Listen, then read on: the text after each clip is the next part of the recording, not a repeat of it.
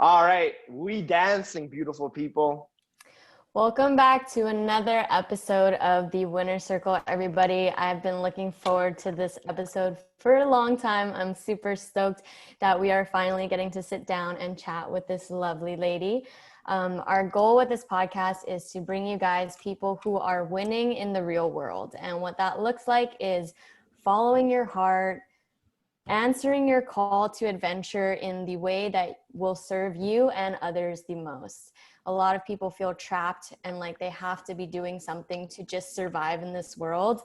And that is not what we came here to do. We came here to have an amazing time and to help each other grow and learn and love. So I know this woman is doing exactly that. So I'm super excited to have this conversation with her and get to know her a little bit more.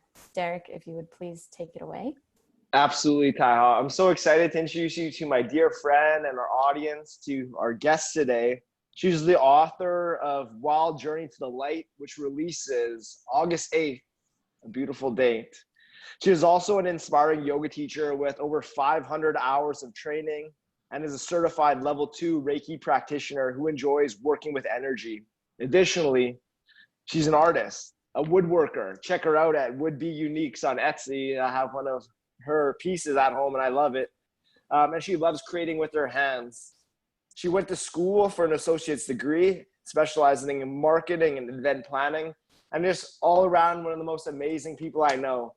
Tyha, Sloan, welcome to the Winner Circle audience. Allison Bee Levy, welcome to the tribe, welcome to this chat, welcome to this circle. Thank you so much. It's an honor to be on this side chatting with you guys about these topics. So I'm very happy and honored to be here. Thank you for having me. Exciting. So we get right into it. To start it off, I feel this is a really important question that we all must look within and find the answer to. And that is, what is your mission? What is your mission here in this reality plane, Alli B? My mission in this plane and this reality, I feel like, is to kind of take the ego aside and be able to charge through life. Going through a past with a lot of difficulties. I know that those happen for a reason. And I'm putting all of those moments of pain and difficulty to use by creating this book to show that there is a way out, and the thought process that I had while going through this. I've been writing this book for the past 10 years of my life, and it's been a mission of mine to find my life and to step into my truth and to learn how to love myself, learn how to love others, and learn how to create a balance between it all in this wild world. So as I take you through the journey, my purpose was also to experience the rawness and the realness. And in order to do that, I had to tell the true story. And in order to be okay with telling the story, I had to eventually become at peace with my pain. And so this book kind of, it shows you the process of how I became at peace with the pain. And you can really hear it in the audible version, especially because you can hear it in my voice. And that was a true challenge because I had to retake and retake and retake until my throat was finally able to open up and say the message that I was meant to say.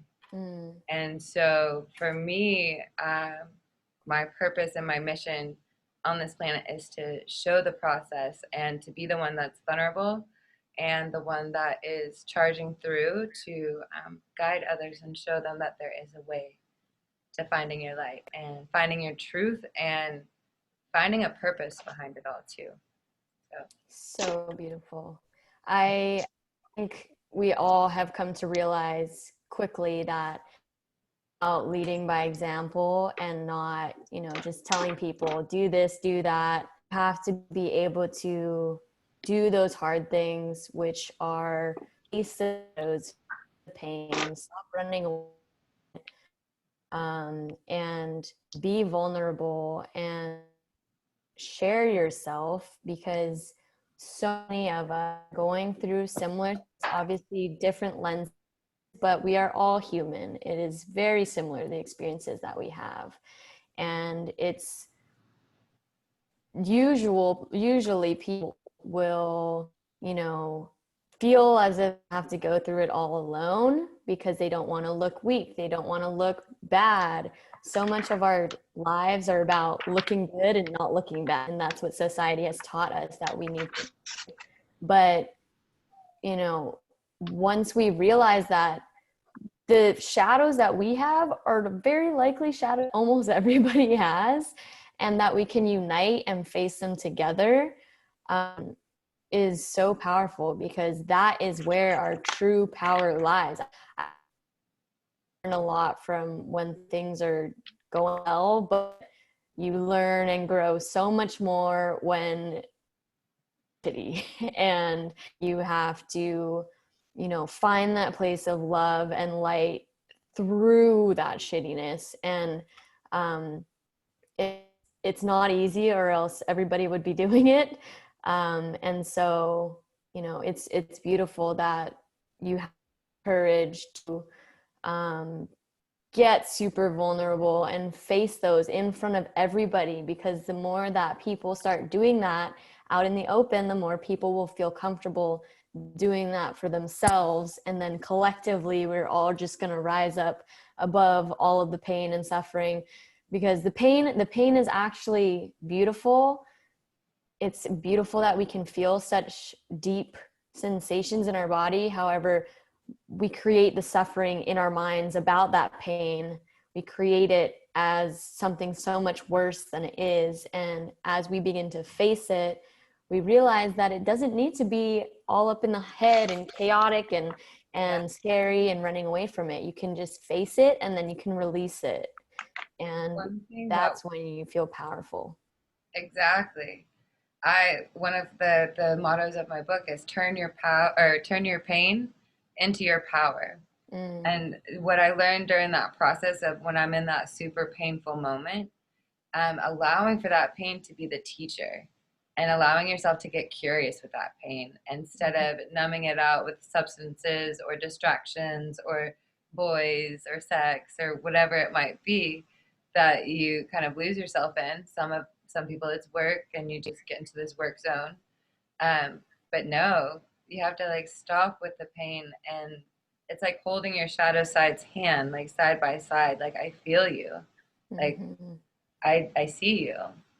Like, how can we walk through this and be able to breathe again? And people run from having to do that, stopping for a moment. But I mean, just 5 minutes can be all that you need to process those emotions. Those emotions are your biggest teachers.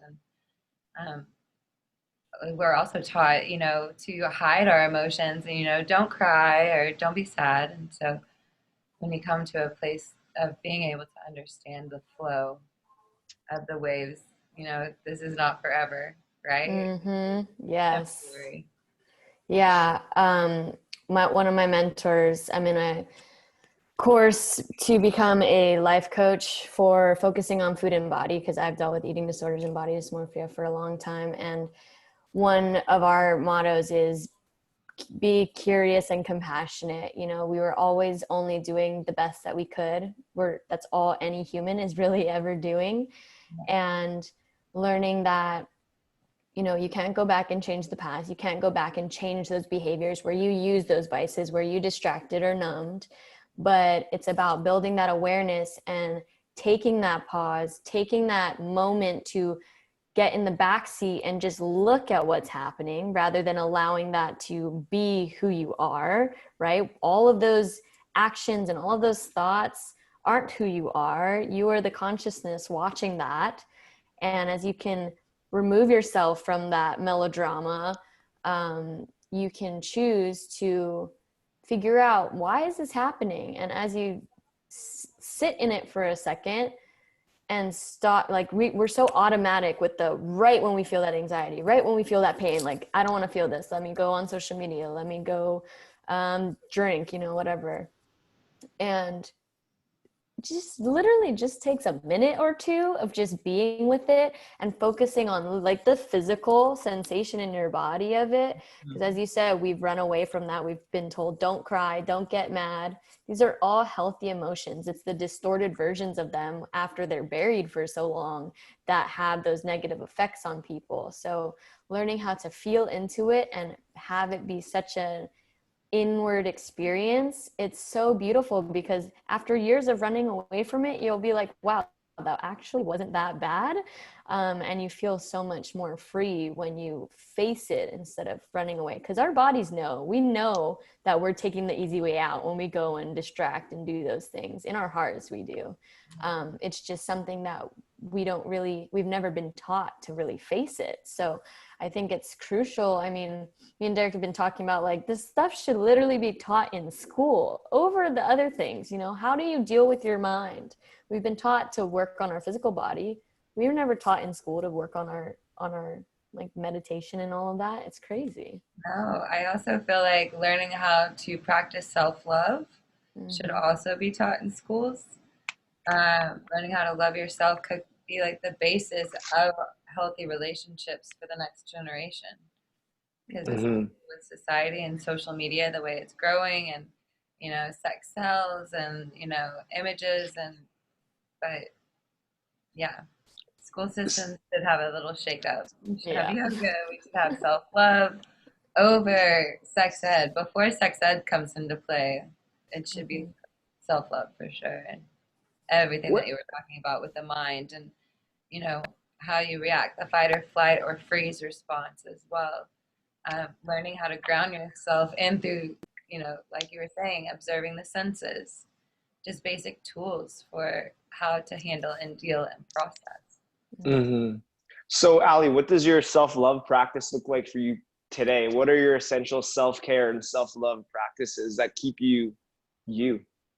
Well, I would say there's definitely yoga. I teach 4 classes a week, so I always have that time to practice, especially now since we're doing it through Zoom, and I kind of have to do it alongside my class. But then I also have a wolf, and he requires me to get out and walk him at least 3 to 5 miles a day. I try to do it twice a day, but at least one time he gets a good walk, so that you just have to move energy out, right? So when we become stuck or stagnant or just kind of stay at home, that's when the mind starts to take over. So for me, I don't even give it a chance. I'm just walking when I start to feel that anxiety. That, and I also do a thing in the shower. Very quick. You just imagine that the shower is washing off, and then I get any negative energy. Or you can also just imagine that water blessing you.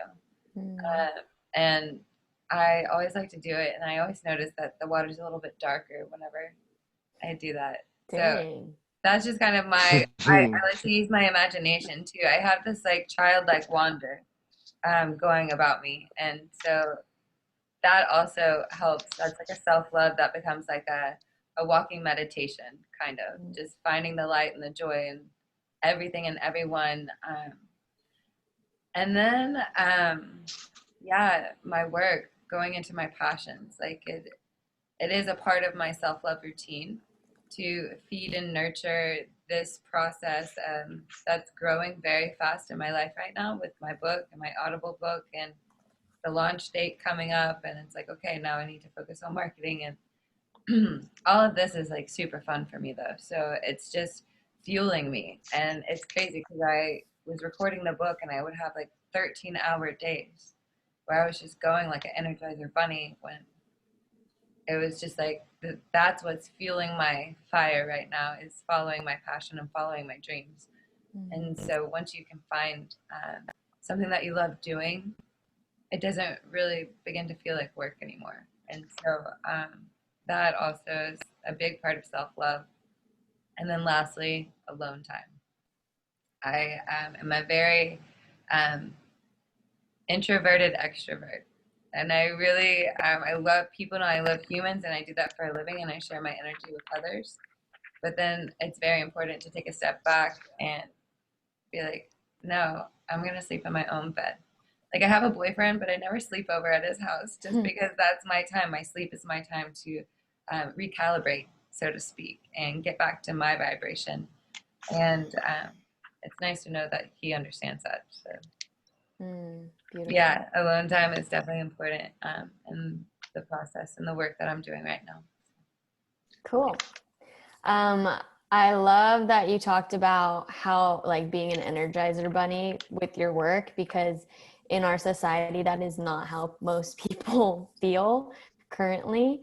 And I just think, you know, we as humans, as I said in the beginning, we came here, we were born into this world feeling love and excitement about life. Like that's our essence. And we learn these ways of being as we get older through our society of lack, of limitation, of I need to survive, blah, blah, blah. And I think the more people that really dig into what they truly want to do and following their heart, no matter what the rest of society is saying, you will feel that energy. You will feel that pool of infinite universal energy flowing through you because you are doing what you were put on this earth to do. You are providing what you were put here to provide for others.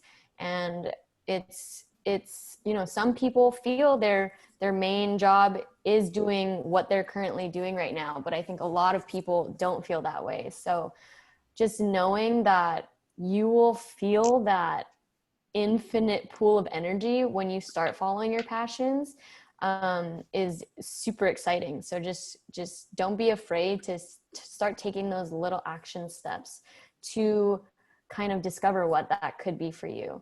Another thing that you said was how imagination is a big thing for you right now. And I just started reading this book called Inner Work, and it's about dream interpretation. And the first chapter is just talking about how, you know, our society has taught us like, that's an imaginary friend, like that's not real. Imagination equals not real. And me and Derek have been talking about this. That's like, literally, where did that come from? That is not true. Our imagination is the bridge from our unconscious mind to our conscious mind. And everything in our reality has come from somebody's imagination. So I think it's really important that we get more in tune with that and start thinking about, oh wow, like I created this in my head from that part of me that I am not tapped into, that unconscious, and understanding that you can literally create the experience that you want with that power. It's literally a magical power, in my opinion. So I just thought that was pretty cool that you shared that. It's part of manifesting, though. And I'm a huge advocate for manifesting your life. And that's kind of where this childlike wonder comes in, because when you're manifesting, you don't have it yet. It's not tangibly in your hands. But if you crave it so much, and if you feel it in your heart, like what it's like when you're actually having that, you create this vibration out into the world. And I've done it so many times where I see this, I want this, and I go after it and I get it. And then I am feeling what I was imagining feeling. And the more you practice that, it's just like any other muscle in your body that you have to work out. The more you practice that, the more it begins to happen and flow. And then it just kind of continually gets bigger and bigger and bigger. But it takes putting aside the ego to be able to use that imagination. And the thing is we all have it inside of ourselves. It's a process of trusting it, allowing that space to be creative and let it be unknown. And it's also part of having faith and not fear, you know, like being able to create it and want it and have it almost there, but then saying goodbye to it at the same time and be like, okay, it'll come when I'm ripe and ready for it. And whenever you relax and give into it and show the universe that you do have the faith, that your imagination is leading you in the right direction, then, you know, that's when magic happens. Totally. Yeah. Magic is real, guys. Magic it is. It really is. Yeah, I just was reading this quote by Joe Dispenza, and he was just talking about, you know, the experiments of the action, I guess, of the electron changes depending on the observer, right? And so basically everything around us is energy, and there are infinite possibilities around us that are happening, right? There's so many different realities that could be playing out at this exact moment. And so when you're manifesting, you first have to practice that unattachment, as you said. You know, you can't be wondering first how, when, where, what, why, because then the universe is like, she's not fully trusting me right now, like, you know. And then when you're manifesting, you have to be feeling that emotion, because you know that somewhere, not in this physical reality, but somewhere, it is happening. It has already happened, it will happen, and it is happening right now. And so feeling into that allows you to open that channel to bring that experience into this physical reality. And I think it's a really tricky thing, because you know, you want to desire, you're desiring something, and there's so much room for you to be in like the lack of it in that situation. And any type of lack feeling means that you're creating that for yourself. You're creating that you don't have it. So it's a tricky skill to build. But as you said, the more that you just practice and experiment and listen to your intuition, listen to your body, play around with those emotions, and then coincidences start to happen and synchronicities start to happen, and you start to realize, okay, this is not synchronous, this is not a coincidence anymore. Like, the universe is giving me what I want. I have to actually start paying attention and putting those in my little evidence box, and really build that trust within yourself that we are magical. We can create exactly what we want. We just have to believe, trust, and have faith in ourselves and the support and love that we have all the time. All the time we are supported. I have one more Absolutely. thing to add to your list before we move on, and it's so important, and it's probably the most important thing that I don't think is ever taught in manifesting, and that's giving back. The more you give back and you give that universal love, whether it be a smile, whether it's opening the door, whether it's sending someone who's sick a gift, or whether it just be reaching out, like, the more I give or the more I donate, the more magic that I've really seen come back in. And it's that boomerang effect. Like, the more you give, the more you'll get back. Yes. It's like your karma coin bucket collection. I love that. So important. You are absolutely tapped into something very divine. I think we all are. And I want to rewind this a little bit and examine how you got here. And I know you have such an amazing, wonderful story, and that's why you're writing a book. So let's just kind of give us an overview on how you recognize the power of manifestation. Where did that seed become planted, and how did that grow? The seed of manifesting. So that actually happened after I had had kind of a rough life for a little while. And it really takes having nothing and being in like a, oh shit kind of state of mind to really be able to want a better life, right? So I started manifesting really whenever I started manifesting my yoga career, but the path kind of started a little bit before. Do you want me to start the manifesting or the path at the beginning? All of it.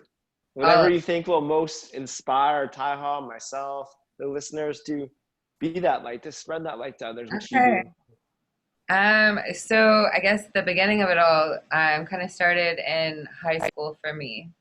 It was a very, very difficult time to process my emotions because I'm going through adolescence at the time, but I had a really bad initiation into my high school, labeled as the biggest fucking slut at Robert E. Lee, and you know, being a freshman into high school with that label was very difficult for me.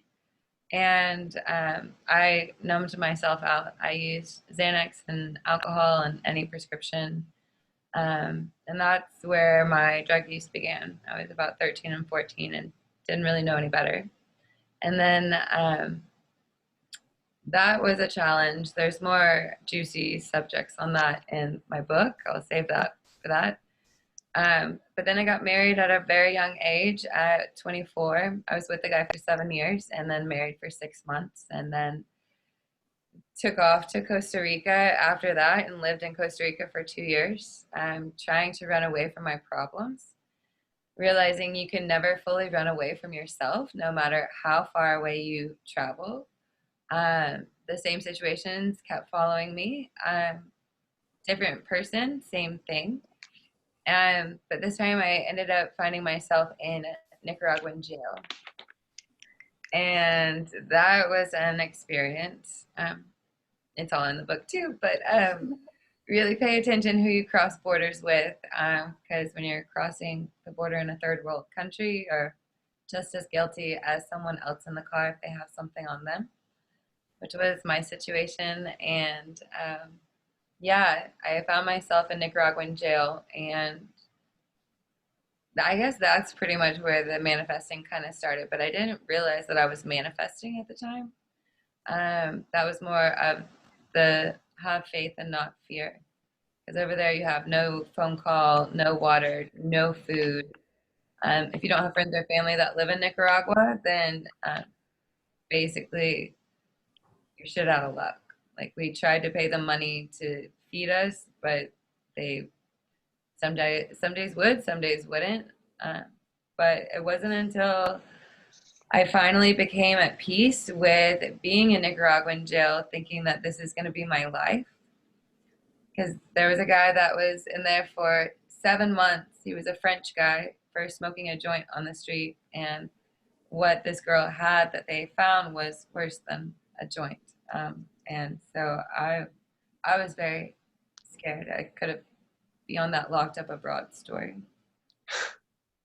But it wasn't until the 4th day that I kind of became at peace with where I was at. And I think that's part of the process of moving on to that next level and that next stage in your life. It isn't until you can be like, okay, this is going to be my new life, and I'm okay with that. But later on that day, we had a priest that came, and he started to sing songs from the Bible as he passed out coconut water to all of us. And I just felt this magic that kind of happened in the jail cell. And the cell was really crazy. It was 18 girls and only 4 beds. And it was 1 women's cell and then 9 guys' cells. And so the guys had like 26 people and only 6 beds. So we were all just like in little balls. So it was beautiful, A, to have coconut water, but then B, to see someone come and give his time and energy. And so after he sang for a little bit, I just kind of sat on the top bunk for a while and just kind of sat and meditated on the fact of what I was feeling. Also, it was the clearest that I had been since I was 13, being 4 days pretty much sober in jail. Like, I needed to be clear in order to hear my next message. And I think that's also a huge part about the being able to get in tune with who you are. It takes having clarity. And I guess I needed to be in Nicaraguan jail to stop all the distractions and substances that I was just putting wool over my eyes. So as I'm sitting on the top of the bunk, I was just sitting there, and I could just feel myself getting lighter, and I was even more okay with where I was. And it wasn't until that moment of stillness where I heard the answer. And some little voice inside of my head just said, move, do yoga, move, do your practice. Like, they can't take that away from you. And I was like, fuck yeah, they can't take that away. I'm gonna do it. Okay. It like wouldn't be quiet until I like finally did the steps to do it. So I got down off of the bunk and asked the girls to move over. and I had my little space to do my practice. And at the time, I wasn't a teacher. I was just a student of about 4 years in. And I sat there and I just did what I could remember from my teacher. And I imagined what my teacher was saying. I could close my eyes and kind of get into the practice and feel like I was back home in the States. And it was something magical for me to be able to tap back into that. And the other girls saw what I was doing. And they were so intrigued and excited, and they wanted to feel how I was feeling. And so they were like, teach me, teach me. And they had been sharing everything with me. And they have hardly anything, yet they were the most friendliest. And, you know, they showered me with gifts and food and shampoo and helped me take showers because you have to pour water. And this was just my way of giving back. So I started to teach them, but I can only do it one at a time. So they came up and, you know, I corrected them on their form. And then it was like the next person to come and try it. And it was a really cool thing. But I did that for like an hour. And the girls became so happy that they started sign languaging, because you have to be quiet, to like their dads and cousins and brothers, like because whole families would go to jail. They were like, she's teaching us yoga. And because the girls are happy, the guys became happy. Mm. And it was just a magical thing. And like everybody in the jail started to get excited. And then they were starting to throw notes and food and waving towels around and thanking God that I had come in there and just screaming my name. We love you, Allison. We love you. I'm like, I was kind of scared because I didn't know if they were going to take me into some hidden room and lock me away, or what was going to happen to me. So I was in the middle of taking a shower to try to like hide from the captain. And that was when all the girls came running into my shower screaming that I was free, go, go, go, get my things, go. They had opened the gates and they chose to release me because I had made such an impact on the jail, and they didn't want me to make people happy. And so that's what got me kicked out of Nicaraguan jail. But it took having nothing to be able to draw from that place of, oh shit, what do I do from here? And yeah, so that was what released me from jail. But I didn't realize that I was supposed to be a teacher yet. I was still numbing myself out and partying and being wild. And then, yeah, came back to the States 2 years later and found myself at this point addicted to alcohol and cocaine. And I had to draw from that ground of nothingness. And I knew in my heart I needed to get a job at Juiceland, which is this amazing juice shop in Austin. And after working there for 7 months, you know, you have to wake up super early, and they were a juice place and they were healthy and they were surrounded with good people. And that also takes, you know, starting to shift the life, you know, like you have to surround yourself with people who can make a positive impact. You can't keep going in the same circle of the people that were in that lower vibration. So that was my shift going into Juiceland. And 7 months in, I realized that they do this thing where they gift $2,000 to one of their employees to go after their dreams. And it really made me question. I was like, what are my dreams? What do I want to do? And then that's when I came to the realization that my Nicaraguan jail story is my story. All you have to do is write an essay as to why you deserve it. And so that was my essay as to why I'm supposed to be a yoga teacher. It dawned on me as I'm sitting in silence, which is really what it takes to get your answers, is sitting in that stillness and really feeling out what's right for you, more so than asking others for advice or, you know, drowning it out with just watching TV and, you know, sweeping it under the rug. So I had the intuition to write the essay about jail. And of course I won, and that paid for my 200-hour training at Practice Yoga Austin.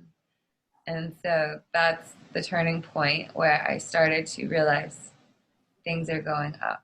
And that's when I realized so much more about myself, about my body, about how I can stay balanced by eating right for my dosha, which is an Ayurvedic practice that's tied in with yoga, and also learning my limits.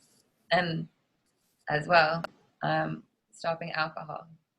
And so yoga really became my new addiction. It became my new vice. Um, it became my religion. It became where, when I got on the mat, that was my safe space, because so much of my life has been unstable and in abusive, toxic relationships where it was the savior victim kind of mentality of, I don't have anywhere to go, I just need a roof over my head. And yoga kind of gave me the courage and the strength to realize my own boundaries and what was okay and what was not okay. So I got out of a very toxic relationship in the middle of my 300-hour. And it takes also being in your own vibration to recalibrate what you want for your life, right? And so that's where manifesting really started to come into play for me. And I didn't know how to stand on my own 2 feet. I didn't know how to have a steady income in order to make enough money to live by myself in Austin, Texas, and not be coupled up with someone. And so that's where manifesting came in, and that's where it took having that childlike wonder to hope for a better life, the greener pasture on the other side. And I also began to give back during this time. So I also volunteered my time by going to jails in Texas to teach yoga to the women in jail. So I would go almost every Saturday to also help build my voice as a yoga teacher. Starting with, teaching women in jail, they're just happy that anybody's there. They're not judgmental that you don't get the sequence right or that you didn't do something on the second side. So that was a really great environment for me to learn my teaching and my skills, but it was also giving back. And so once I started giving back and doing that, then I landed a full-time teaching gig at Black Swan Yoga. And so that's when kind of things started to shift, and my dream started to become a reality, because I was manifesting getting a job full-time teaching to make a good living. And so yeah, I manifested that, and then I was like, okay, I really need to manifest a home now. And that took about 7 months, but I've been there a year and a half now, and having your home and your safe space has really been able to help feed that fuel too, of being able to re-energize my soul after all of the energy that I get back out into the world. But the full hero's journey isn't fully complete until you're able to give the message of what you learned in the dark, deep circles back, and you're able to share it with those that are in that time. Because it doesn't stop by you coming out. It keeps going by you helping to build more soldiers to tromp through this universe with the courage and the strength, fearlessly. And so, yeah, that's kind of my journey. And now I decided to turn it all into a book. No longer with Black Swan, but that gave me the time and the opportunity to really bunker down and complete the ending of this book. It's been 10 years of the process of what I went through and what I was thinking. I hand wrote pretty much most of the beginning of it, and then it had so much energy into it, I couldn't write anymore. My hand would freeze up. So that's when I was like, okay, it's time to start typing it. And so it's 354 pages of juiciness of all of the painful experiences and cycles and things that I've realized and how to break out of the cycles. It's little tips and tricks that I've learned along the way. So it's really cool to be able to share this, and even to be able to speak about it in the Audible book has been a huge healing journey for me. Because it's one thing to write it. We can all hide behind a computer and say what we want to say, but it's not until it was being recorded where I could hear the pain still in my throat and literally have my throat close up, or just feeling like the claws in the back of my back, still having a hold of me, right? You can't fully process it until you fully have become at peace with it. Mm-hmm. And it took repeating it as many times as I needed to say it clearly and calmly and being okay. And so now I finally, and with the release of this on the 8th, I'm feeling like this has been my mission. Like all this pain that I've gone through, all this shit and wild stories, they have their purpose. And it's to be relatable. And, you know, we're all one in the end. And being able to have that connection with people. And I chose almost every dark corner to crawl into so that I could be relatable with people in different situations. Whether you're a guy, whether you're a girl, whether you're old, whether you're young and adolescent, like learning. Like I really feel like this book is going to help that next generation, because I feel like our next generation is really the key to creating a strong foundation for what this world and this planet and our society and these spiritual beings and human shells need right now. So Beautiful. yeah. Wow. I had watched your Instagram video on the story of the jail, but it was like I didn't know all of the rest and how you know you had to go through that, but that wasn't the end. It's not like you just change right away, right?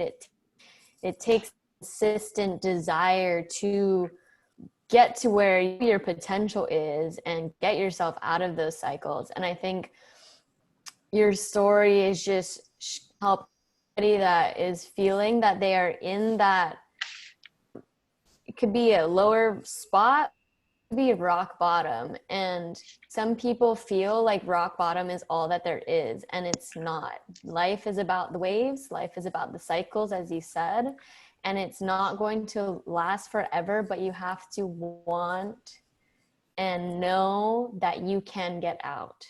And I think your story is a perfect testament for that. You also talked about, you know, you tried to run away from it. No matter how far you went, you couldn't get away from yourself. And that's just how everything happens in life. We live in patterns.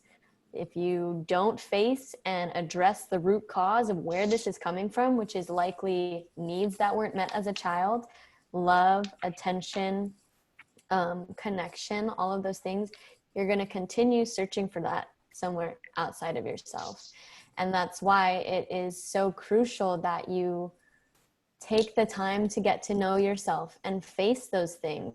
It's scary at first, but as we talked about in the beginning, as you get more comfortable with being with your thoughts, with turning inwards, you realize how divine and how powerful you are. You said you would hear these things. Those are, you know, your soul, your divine essence talking to your human, saying, no, this is probably not the direction that you want to be going. But if you're numbing out, if you're distracting, if you're with other people all the time, you can't hear that. We all have, as you said, we are all one, and we all have the entire universe in our bodies. We have all of that knowledge, yet we are taught, like, search outwardly for answers. Ask this expert, ask whatever. You don't know everything. We do. We just have to have the courage to turn inward and take that time to get to know ourselves. And you can do that not only with meditation, but with things like yoga, whatever you truly love and enjoy doing and can find that stillness in your head and in your heart in, do that, and just do that more than other things that we get addicted to doing, you know? Right. You gotta find your healthy habit. Yes, exactly. So thank you so much for sharing that. I'm so excited to read your book. It's going to be amazing. I know it. Thank you so much. I have been super nervous, but I'm changing that nerve into excitement. Mm-hmm. It's all energy, right? I can make it what I want. Exactly. There's no going back now. So I'm so excited to have this baby. Yeah. I feel like I'm in labor right now. 10 years. That's crazy. Wow. Yeah. So once you cross that threshold, the beginning of your transformation when you moved on that path to becoming a yoga teacher? From becoming the yoga teacher to the book's launch, there's been challenges and temptations on the way. And from knowing you, I know that and they will be for everyone. So let's talk about some of those challenges and temptations that were on the path from being that yoga teacher to writing this book. And how did you overcome those challenges and temptations, Alli? What were they? Okay. Well, a big one was actually getting fired from the yoga studio that I worked for. It served its purpose. First yoga teacher, or first yoga studio I ever went to as a student. First yoga studio I ever taught at as a teacher. It was a very good entryway for me. But I noticed as my light started to shine a little bit brighter, I also kind of got some negative feedback. And that's the thing. When your light begins to shine bright, it will intimidate others. Like, it's inevitable. People are not always comfortable with growth. And whenever you are shining and doing what's right. So that was a little challenging, having that break, because it came out of nowhere in a sense of the reasons why I got fired. I didn't feel like I really needed to get fired for that. But I was told to say that it wasn't a good fit anymore. And it was pretty much because I was shining so bright, and the other teachers there did not like that. So that was very hurtful, to just be ripped from my from my students and not have a goodbye or anything like that. And so that was a process that I needed to go through, though, because I needed to shed away the ego. I needed to shed away the ego and the mentality that my work is not my identity. I am still a human, and to be honest, I was working my ass off there and just barely able to make it. And also, I wasn't allowed to do an event a month after a while. They told me I had to stop doing events because the other teachers were complaining that I was doing too many. So I started doing my own, and they didn't like that I was doing my own thing and being my own individual. And so, yeah, it wasn't a good fit. But it could have happened at a better time. In my opinion, it was right before the holiday season for yoga teachers. That's a gold mine, because that's when people are getting back into shape, and then New Year's resolution. So I once more had to use my manifesting and come into a place of drawing from nothing. And I also kind of didn't let love in. I was very hard, and I was always working, and I didn't have like a soft side where I was able to be vulnerable in my personal life. And I met this really cute neighbor boy, and pretty much right when I got fired is when we started talking, and it gave me a chance to fall in love and be able to be like, okay, there is kind of a balance between work and falling in love and getting creative. And he's a woodworker, and that's whenever I, realized I'm not supposed to be just a yoga teacher. We're supposed to have many tools in our tool belt that we can draw from. So I'm a yoga teacher. I'm a Reiki practitioner. I am an author. I am a woodworker. So I learned woodworking and started making these little crystal moon shelves. I gotta get myself one of those. Yeah, I'll mail you one after this. Give me your address. I'll mail you one. That would be amazing. Yeah, so, and it was a beautiful thing, and it was beautiful to also see my students reaching out to me. Like, they were upset, yes, but they were also sharing what I had done for them in their lives. And so I started to create this thing called like the fan bank, or the love bank, where people write you something about how well you did, or how much they love this about you, or just saying I care about you. Like, just I took screenshots of all of it, and it was so many that I didn't feel alone. And so it was okay that I had gotten fired, and because it gave me time to fall in love and create these moons. So now I have my Etsy store, WoodBeeUniques, And I was actually making twice as much money, working twice as less time, making these moons. And so now yoga teaching is just something that I do on the side.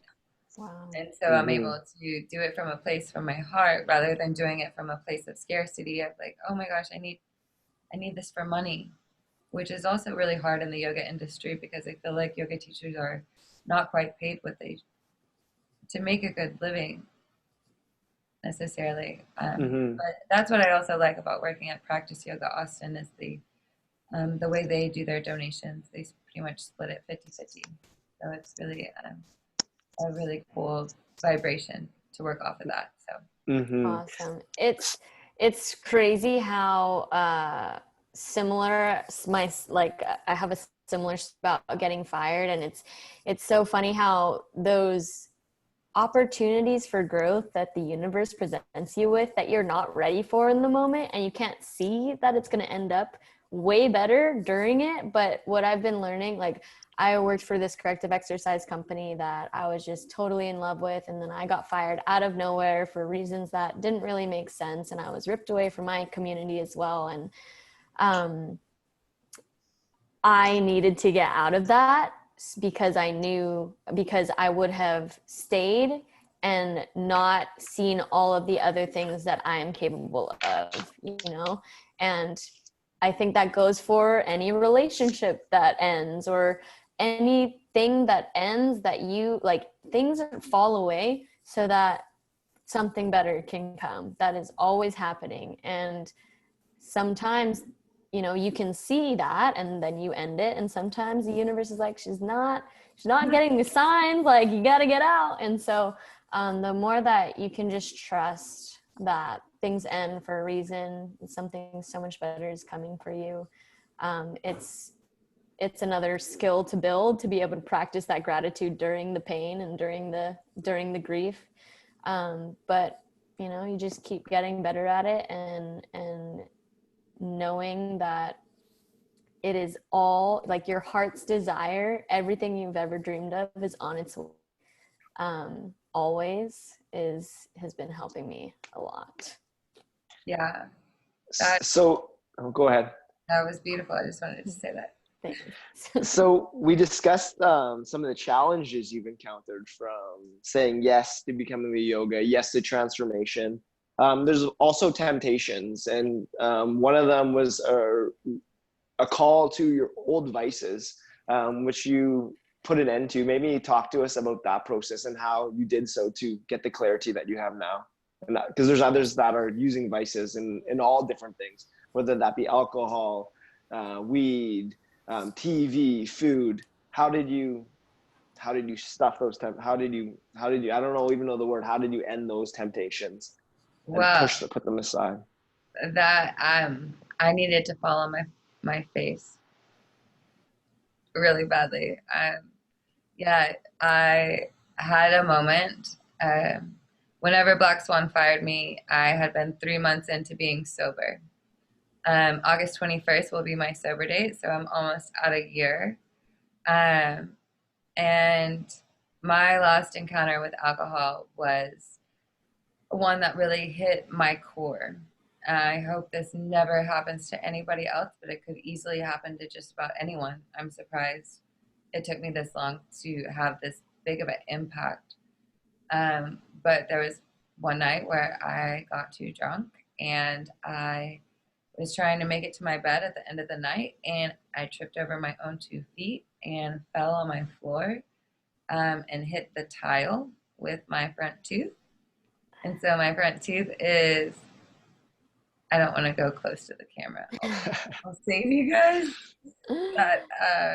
But yeah, you can tell. But it was something that was traumatizing for me. And when it happened, I couldn't quite process it. A, because I was that drunk. But then B, just because there's something about the teeth and speaking your truth, and teeth are like a very important thing. I think that's why there's also a lot of fear behind those nightmares of your teeth just falling out. I don't know if anyone knows about that. But yeah, it was like a living nightmare for me. And I kept repeating myself in a cycle, asking my roommates, like, guys, what happened to me? They're like, you fell. And I'd slam the door, go in my closet, freak out, and then go back out and ask them again. And Wow. I did that like 20 or 30 times. And then they took me to get an MRI. It was like a trauma. That was like some kind of trauma that definitely happened and hit my core. Like, took me to get an MRI. My brain was fine. My head was fine.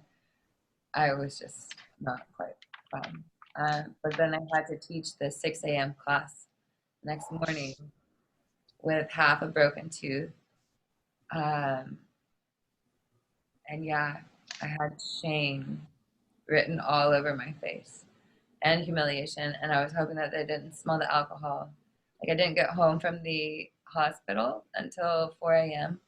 And I normally leave to get to class by 5. So I spent that hour walking my dog, trying to process what was about to happen to me. But I proved to myself as a teacher, I'm going to show up no matter what state I'm in for my students. Like, I'm going to be there. But I also showed up being not the kind of teacher that I wanted to be. Mm-hmm. And I learned a lot that day as I was teaching. 26 people came to that 6 a.m. class. And it once more hit my core again as to what kind of person and teacher I want to be, what kind of vibration I want to feel. And I just felt like I wanted to go in the bathroom and hide. But then I also showed myself how strong I was and stuck it out.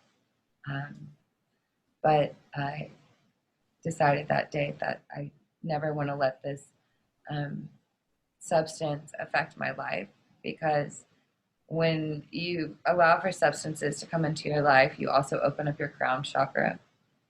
A lot of us don't quite know this, but they call this alcohol a spirit for a reason, because whenever you drink, you don't have control over your crown chakra. Other things can kind of come through, whether it be, your pain or your past coming back up, or whether it be, something in the area, just walking by on the street, or whether that just be your shadow side coming out. You are allowing yourself the opportunity for that shadow side to make its presence known.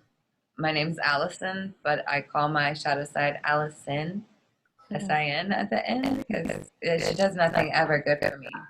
She ruined one of my greatest, she didn't ruin it, but she put character in one of my greatest features, I thought, which was my smile. But yeah, it was a hard experience to go through, but I needed something that strong to help me make the decision not to put that glass of wine up to my mouth. Mm-hmm. Do you really want this? You know what happened last time? Like, also, it makes a good story, so people don't really bug me about why aren't you drinking when I say I broke my front tooth the last time I drank. They're like, oh, you probably shouldn't. So yeah, that took a lot of alone time to process that. After that happened, it took a lot of telling myself that I was safe and trying to nurture the animal body inside of me. Mm-hmm. So yeah, also, if you do decide to go sober, I highly recommend that you tell your workplace that you're going to be going through this transition, so they can have some compassion for you during that time. I think if I would have told my studio I was working for, they might have had a little sympathy for me, because the other teachers were complaining I was rude, and I could have very well been rude to them because I don't have that glass of wine to calm me down right now. Mm-hmm. So it was it's a culture shock. It shakes your whole soul up. Totally. But it's important to let those around you know that you're going through this and processing this, because I tried to think I had to do it all on my own. Mm-hmm. You're never alone. Congratulations on that. I resonated a lot with what you said. Since I started drinking, I was a very intense wrestler until I was 18, but once I let that go, I went really intense in the opposite direction, getting really, really fucked up and college and even after college, like it's just crazy how normalized it is to me to get blacked out, and how I just allowed myself to just not remember a lot of my life. And I similarly, this past December 7th was a moment that I was just like, how am I still letting this happen to myself? You know, like this is my choice. Nobody is telling me that I have to drink to have a social life, you know, that is my choice. And I have the power to change my ways and to stop clouding my vision and to stop running away from who I was. Because I think a lot of it, I didn't know that thing that you said about the crown chakra, but I am not surprised. Like that is really something that I need to think about more, because I totally feel that so hard, and I was just running away from my essence that I knew myself to be, but I was just getting drunk so often that that person wasn't even existing anymore. And it's been the biggest act of self-care I have done for myself, I think. And I'm so surprised that for me, after I made the decision, it was like a commitment to myself. Like I'm this for at least a year and then I can reevaluate. And it's been pretty easy for me just because I feel so much more in tune and comfortable with who I am and what I want to create for this world, because I knew that that was not only not helping me, but it was like really, really setting me back in creating and being who I wanted to be. So I think for anybody, if you're in that state, maybe you're not in rock bottom, but you know it's not serving you, set a goal that's attainable for yourself. 7 days, no drinking or no substances, or 30 days, and then reevaluate. If you just set these big goals, it's very easy to just be like, you know, I'll try that later. But it is possible for anybody, and you're not locked into anything forever. So if you're interested, just try it out and see how you feel after. I promise you're going to feel really good. Maybe not initially if you're going through the withdrawals, but again, just reach out for support. You have people around you that will, if they really care about you, they are going to support you, and they're not going to make you feel bad for not drinking. I think it's important that you kind of reevaluate your friendships if that's also something that is happening. So Absolutely. So on your wild journey to the light, Alli, there's been a lot of love on that path. And I would like to know, what have you found out about that? What is love? What does that mean to you? What have you discovered about love on this path? Oh man. So it's crazy. I was talking this morning about my sequel that I'm going to be making. Because this book is about like how I found my light, and then next is going to be what I found to maintain and hold on to. But what I found so far is seriously finding a way to love yourself first. That's the true beginning essence of love. Because like we were saying earlier, that you know, we're born into this world with this capacity in our hearts to just love, with that unconditional kind of love just beaming out of all of us, right? It's all the shit that we have on our shoulders that weigh us down. And so finding self-love within oneself has a level of self-respect for what you're putting in your body, what kind of thoughts you choose to put inside of your mind, what kind of people you're choosing to surround yourself with. All of these are aspects of love. When you begin to notice that and love yourself and put what feels right from the heart first, then love will just kind of come around you. Those right people will come into your life. And as far as relationship kind of love, I'm just now finally in the first healthy relationship of my life. And so I'll get back to you on that one. Well, I'm excited to talk to you about that. We're going to have you on again for sure. Yes, please. I just wanted to touch on how you said that this is the first relationship. And timeline, this tooth thing happened last year? The relationship started last November is when it became Okay. official. Okay, so it's so clear to me how you attract what you put out, right? You are now focused so much more on being in that love, being in that light, treating yourself with respect, that you attracted that type of relationship. And I think everything is a mirror of what is going on inside of us. So once you start focusing on the relationship that you have with yourself, the relationship that you have with everybody else in your life is going to just catapult, because you are projecting that love that you have for yourself outwardly, and people know that that's what you deserve, and that's when you can attract that kind of person into your life. So that's beautiful, and I'm very excited to just hear more about everything that goes on after this. The sequel. Yeah. I also wanted to add, it's also what you have inside of your heart is also what other people see. So making yourself real and authentic, and allowing for the true self, not what other people want to see, to come out. So that's part of why this book, I feel like, had to be so raw. Like, I'm saying stories that I can't believe I'm fucking saying to the world. But I did that to show people that it's okay to be comfortable in your own skin. Yes. And I learned that in order to do that, I had to learn to love to be alone. So it's really funny how this is quarantine time, and it is our time to really learn to love being alone, because we should be our own best friend, right? Be your best friend now for your future self.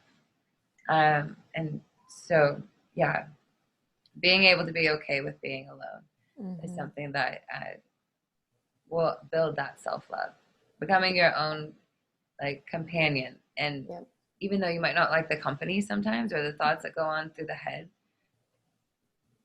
it's okay. It's all going to be okay. Yeah, we only have ourselves forever, literally. That's the only person that we will always have. So learning to be in a relationship with yourself, to be your own best friend, is so powerful, because you know that no matter what happens, you're going to be fine. Mm-hmm. So as we move to a close here, we should have a couple more questions. But I would like to ask you, what has been the greatest life lesson you've learned on your path so far? Learning to trust the voice inside of me. Perfect. I would say we have a lot of chitta or chatter going on in our brains all the time. But it's learning to discern when that little voice inside of you is really your higher self, or if it's like your insecurities or your worries, or, you know, social conditioning. But I've learned that whenever the voice inside of me is loud, that's when to listen. It's when it's like, it won't be quiet until I follow through. So that would probably be my biggest, is learning to trust myself and my higher self. Love it. Beautiful. So Taiha, you have one last question that we ask each guest, and so do I. So Taiha, go for it. All right. In 3 words, how would you describe the experience that you are having on this earth? Or a phrase?